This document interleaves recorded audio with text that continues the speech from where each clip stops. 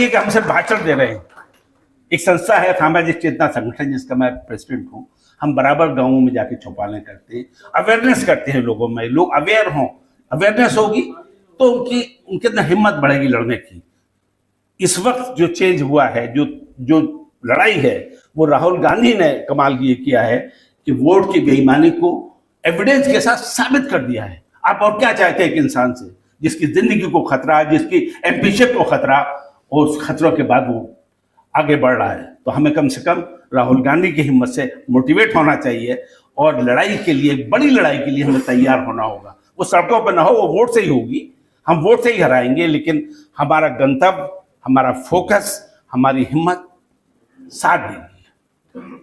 इस देश में प्राइवेटाइजेशन करने का मकसद दलित पिछड़े को, कमजोर को रिजर्वेशन से महरूम करना है।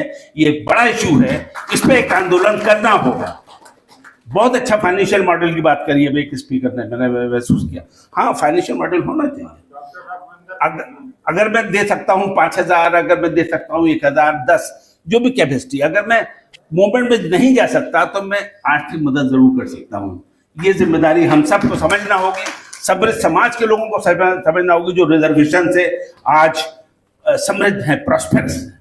हमें अपने पड़ोसी का ख्याल रखना होगा, हमें अपने मोहल्ले वाले का ख्याल रखना होगा, हमें अपने बिरादरी के अंदर कमजोर लोगों को आगे बढ़ाना होगा।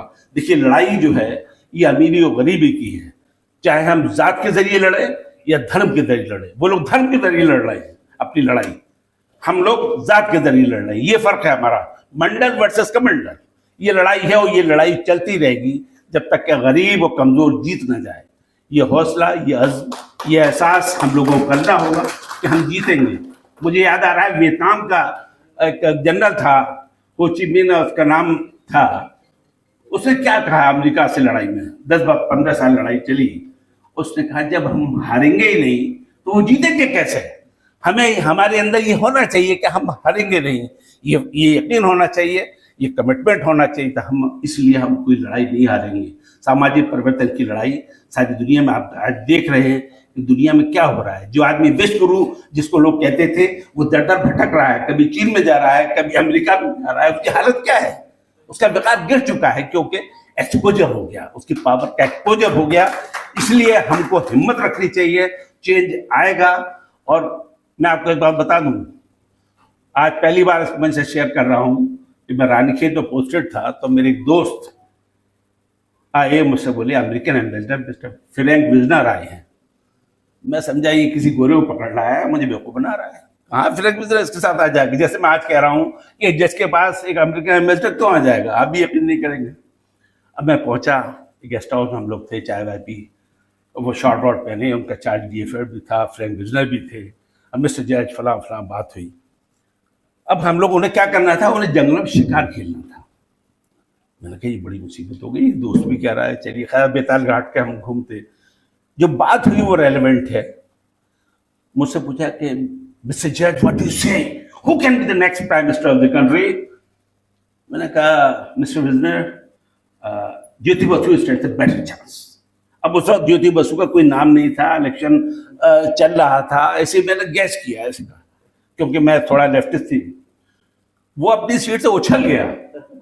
Oh no, we cannot tolerate a leftist to head this government.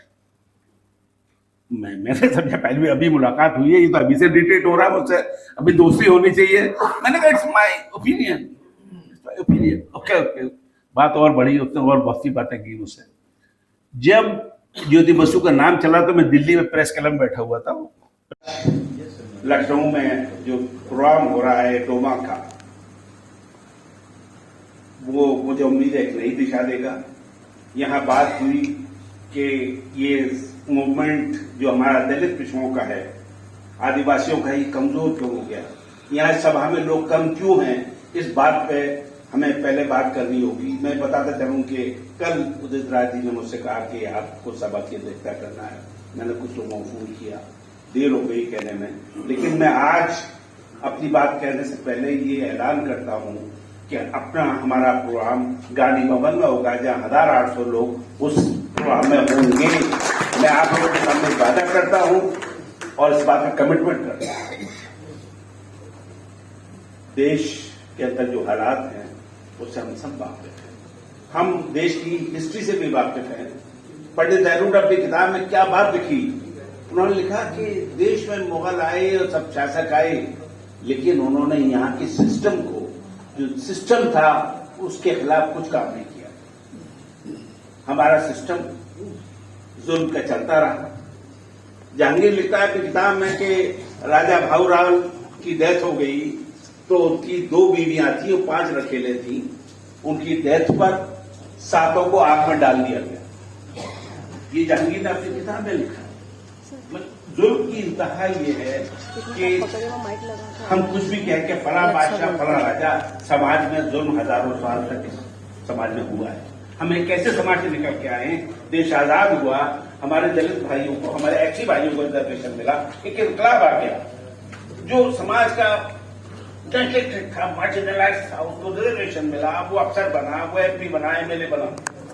इसके बाद एक दूसरा स्टेज है हमारे डेवलपमेंट का। तो समाज के जो खेती से लोग थे, जो खेती से लोग जुड़े थे, जो मेहनत से अनाज कमा के पूरे देश को देते थे, उनको भी रिजर्वेशन मिल गया और देश आगे बढ़ा। उस मूवमेंट में मुझे याद है कि कितने नौजवानों ने अपना जला के सिर्फ रिजर्वेशन के खिलाफ अपनी जानें दी। ये था मनुवाद, ये मूवमेंट था। मैं सर्विस से पहले जब मैं छात्र था तो 1979 के बाई इलेक्शन में मिसेस गांधी के साथ मैंने इलेक्शन लड़ा रहा था। मैंने मिसेस गांधी को बहुत करीब से देखा, उन्होंने मुझे बुलाया भी। मैं एक लड़का 20-21 साल का, देवराजा चीफ मिनिस्टर साहब चले आ रहे हैं कर्नाटका के, जो मैसूर था। अरे भाई मिसेस गांधी बुला रही है। ये लेडी थी ऐसी, मैंने बहुत करीब से उनकी हिम्मत को देखा और उसके बाद मैं नौकरी भी चला गया। सर्विस में रहते रहते मैं अपने दलित भाई, पिछड़े भाइयों के लिए मैं बराबर काम करता रहा। और मैं बता दूं कि सर्विस में रहकर ये बहन जी मायावती जानती हैं कि मैंने बदायूं की बीएसपी मैंने पूरी बनवाई। मैं बराबर काम करता रहा, लेकिन मैं रिटायर हुआ तो मेरा टिकट हुआ बदायूं से। सारे बीएसपी वालों ने कहा भाई बेटी नकवी लड़के, तो तब भी बहन जी को 1.5 करोड़ रुपए की जरूरत पड़ गई। मैंने मना कर दिया, लेकिन मैं तब भी दलित पिछड़े भाइयों के साथ इलेक्शन लड़ाया जमीन पे रह के। और उसको जो भी, ये इसलिए नहीं कि साहब हम इलेक्शन नहीं लड़ रहे तो हम अलग हट जाएं।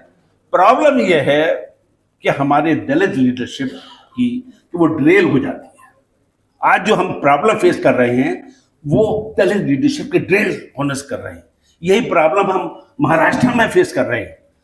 तो ये चीज है, हमें समझना होगा, हमें ऑर्गेनाइज करना होगा, हमें दलित पिछड़े माइनॉरिटीज को आपस में मिलना होगा।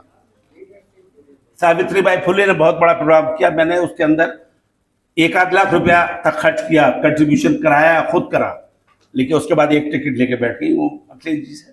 इस प्रॉब्लम को आप कैसे एड्रेस करेंगे? ये प्रॉब्लम है। अम्बेडकर राइट ही ऐसे लोग हैं, एक ऐसा मूवमेंट है जो आरएसएस से मुकाबला कर सकता है इस मुल्क के अंदर। आप समझ लीजिए, बगैर अम्बेडकर राइट थॉट के आप कोई लड़ाई नहीं लड़ सकते। इसके लिए मैं नारा दिया, दलित पिछड़े और कमजोर मिलके चले सत्ता की ओर। हम सबको मिलना होगा। जो बस्ती हैं, जो यहाँ बात हो रही थी कि जब जुल्म हो किसी मिनॉरिटी के आदमी के पास, मुसलमान के खिलाफ, आप बढ़ जाइए उसकी तरफ। और आपके साथ अगर हो, एससी भाई के साथ हो, तो मुसलमानों की जिम्मेदारी है कि वो बढ़ के उसका साथ दें और उसको सपोर्ट करें, उसको डिफेंड करें।